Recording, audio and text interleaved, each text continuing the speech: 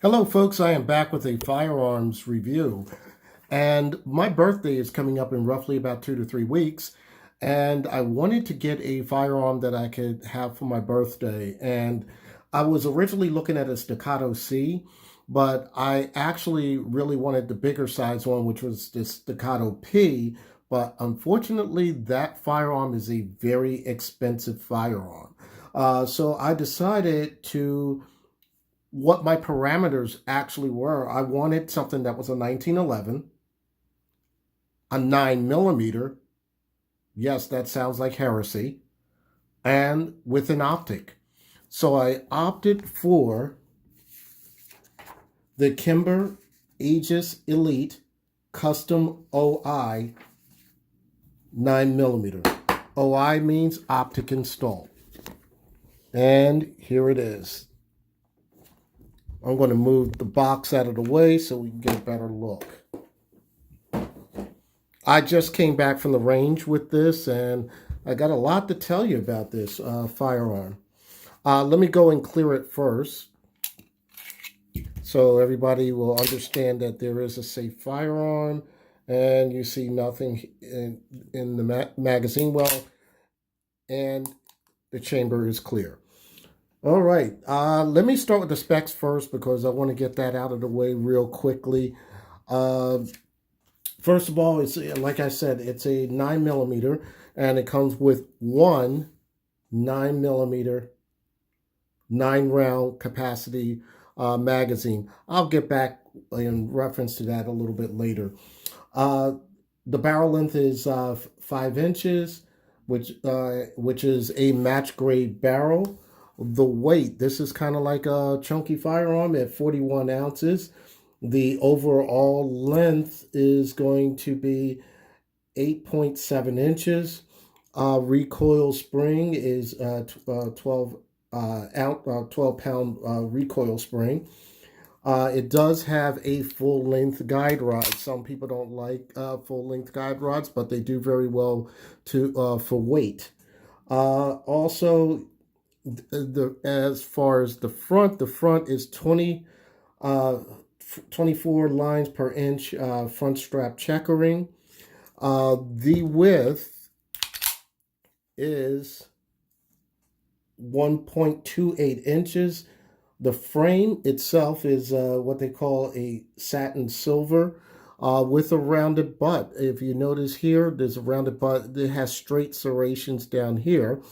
You would figure they would match the front with the back, but I guess they have their reasons because they don't want this to snag, because this can also be a carry firearm as well if you can carry this size. The Aegis Elite Customs, that particular line, the Aegis Elites, come in various different sizes with or without optics. I'll get back into that later. And the slide is stainless steel. And it has a really decent coating. It's called their Kimber coating. And if you notice the serrations here on on the front of the slide and the back of the slide, they call that their AEX serration thing. What they do with theirs. A lot of other firearms have either the straight, or some companies might have some type of like fish scale design, but this is Kimber's own design. I don't know the acronyms for AEX, but they are pretty decent and pretty grippy, which I was really surprised. And I'm not a press checker, but it seems to do very well. Also, there is a chamber indicator right here, though it's smaller than some firearms with that. And you notice right away, you can see the beautiful G10 grips. The G10 grips, these are probably made by VZ. Don't quote me on it, but they are suspiciously familiar looking like the VZ grips. And one of the biggest things that you're going to notice on here is the Vortex Venom red dot. And I am a huge fan of Vortex Venom's red dots. And This one is a 6 MOA. This is the first Vortex Venom that I ever purchased. It has a 6 MOA. Usually I have a 3 MOA one. And if I didn't mention it, this was already installed. This is how the firearm comes. It comes with the optic installed. And if you're familiar with Vortex's products, it's all about them. If you break the product, they have a good lifetime warranty. Let's get over to the sights here. The sights here, I believe, I'm not sure the material. I want to say it's like a polymer or maybe, but it feels different. I'm not sure if that's a steel or a polymer or something. I believe it's a steel sight, but it felt suspiciously different. Uh, on the back here, you'll see some serrations on the back right here to reduce glare. And these do co-witness with the optic automatically. So once you on target here, I'm going to see if I can aim that right there. They do co-witness. And I'm going to just try to put this on real quick so you can see what the dot looks like. And there you go. The 6 MOA is a bigger dot. It's actually made so you can really get on target with anything between 7 and 15 yards. And some people do competitions with this particular firearm. This firearm came out, I believe, last year at SHOT Show. So this particular new firearm is roughly a year old in its existence. It's an upgrade from the earlier Aegis line. Okay, I'm going to get into a couple things that I had questions on this. The negative, which we all know that Kimber does, is this. They come with one magazine. At least give us 2 magazines. I don't understand why Kimber does that, but in any case, I have 2 magazines here, and these are 10 round. The original is a 9 round, and this is a 10 round magazine. This is the Wilson Combat, and I'm going to pull this out here. This is the Wilson Combat 1911 Elite Tactical Magazine, and the model number for that is going to be 500-9. So if you're looking to get these on the website, I'm lucky the store that I went to happened to have this in stock, so I bought 2 of these right away. So that's what the box looks like. And the magazines, what I like about the magazines is a lot of times, especially with Kimber, or I believe also Colt does this too, they have these flat base plates here. And if you usually slap the base plate in, you usually get the bottom of your hand pinched and so forth. I prefer something with a base plate like this, and you slap it in. There's no way your hand is going to get pinched, and it also aids in reloading as well. This is a single-sided safety. It's not ambidextrous, but it's not a problem with me. I like the way that it works. I have like maybe 2 firearms that have a single-sided. And so it's made for basically a right-hand shooter. You can really get high up with a good purchase with that thumb resting on top of here. This is a very accurate firearm. I'm really shocked at it.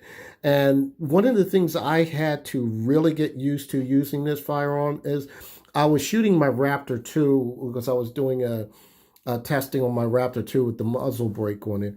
And I'm so used to shooting 45s that I tend to like get a really tight grip, and I'm ready for the slide reciprocation and recoil.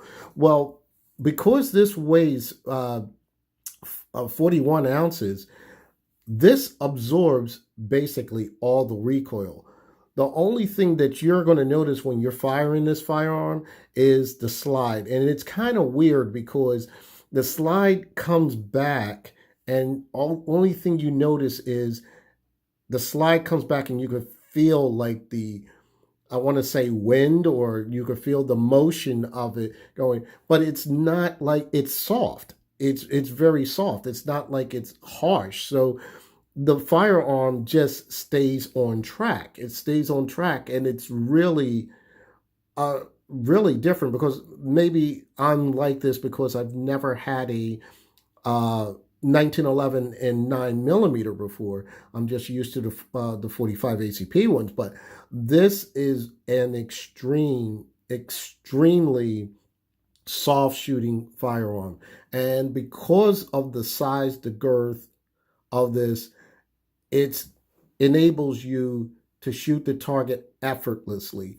This trigger is an aluminum trigger, and it's only rough. It's only 5 pound of 5 pounds. They rate it at 4 to 5 pounds. So when you pull that trigger, it's just really smooth. So you just pull the trigger, and there you go. Especially with the skeletonized hammer that you have here. I'm going to show you some of the targets in a minute, but I am extremely impressed with this firearm. Okay, let's start with the first target here. I'm going to move this around. Uh, my red dot wasn't centered properly, so I tried to center it the best I can before I shot, and I co-witnessed it, but apparently it was it was shooting low. This is at 10 yards. So it was shooting low, real tight groups here. And remember what I said about when I had the firearm and it was kind of like, um, I was kind of muscling it a little bit. So this is what happened when I was pretty much muscling it. I was shooting these shots further down, so they were going off. So that's user error. It's not on the gun at all. But then when I start to get a shooting pattern that I wanted, it was still a little lower for my taste. I moved this back again about 12 yards, and I'm still shooting a little bit low again. And again, muscling it, again, made this errant shot right here and up over here. So I'm playing around with it. So I had to make some other adjustments. Now coming into the other target, a few more adjustments later, and shooting. This is where I zeroed it at, and this is I'm happy with this placement. Again, with the shots here and here, that was me muscling it. But if I just would have calmed down in the beginning, just relaxed and let the firearm do its work, the only thing you have to really do is just pull the trigger. It's just that sweet. All you do is pull the trigger, and it hits dead on the way I want it to. And I realized that later with 50 rounds to go, and I went, oh, okay, this is how it works. And like I said before, the this particular firearm I really like, and I'm glad that I was able to find a 1911 that had a red dot. It was something that's different, and that it's a 9 millimeter. I was always one of those purists that say 1911 shouldn't be 9 millimeters, but when you're accruing cost, a lot of times you want to be able to use what's affordable. And the thing about a 1911 is I didn't want to go to the range. A lot of times, if I'm carrying another firearm that's a 9 millimeter, then I have to have two different sets of ammo. So this solves that particular problem. Like I said, I really enjoy this firearm. I might do some comparison with this, maybe with a Shadow 2. Maybe I'm being a little crazy saying that, but this is just shoots just as tight as my Shadow 2 from my shooting experience. It does shoot just as tight, but I'll probably pull them out one day and just do a comparison between the two and see how it goes. Uh, Other than that, I know, let me just say this. I know a lot of people have been down on Kimber a lot, and I've been one of them. I was upset with the previous two Kimbers I had, and I basically was angry and just pretty much got rid of them. Uh, this uh, particular Kimber, the Aegis line that they revamped last year, and the KHX line, which they are is also new with this particular firearm.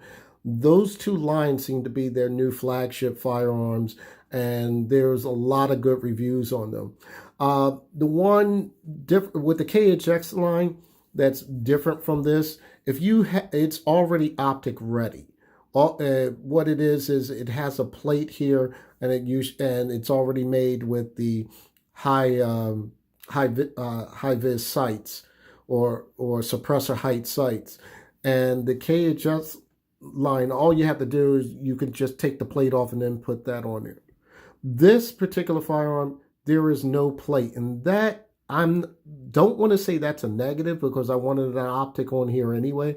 But for some people who want this particular one, they might want a plate. Maybe they do sell a plate. I haven't been on the website to check, but I will say that if you like this in the 9mm and you want to have that option of taking the plate, get the Kimber KHX. That would be your best choice if you want to do it that way. They do have in the Aegis line some that don't have the optic on it, and that it's basically have the true glow sights on there. But I just like this particular one. I'm just really ecstatic. I really like this firearm. I'm going to be shooting this a lot. It's really fun to shoot. And like I said previous, a lot of people are not happy with Kimber's what you would say the quality control on some of their firearms. But I've found in my experience that the Raptor 2 series has been pretty much flawless. And I think Kimber has a winner with this line, Aegis line. All right, well, that's all I have to say. So happy shooting, stay safe, #2A.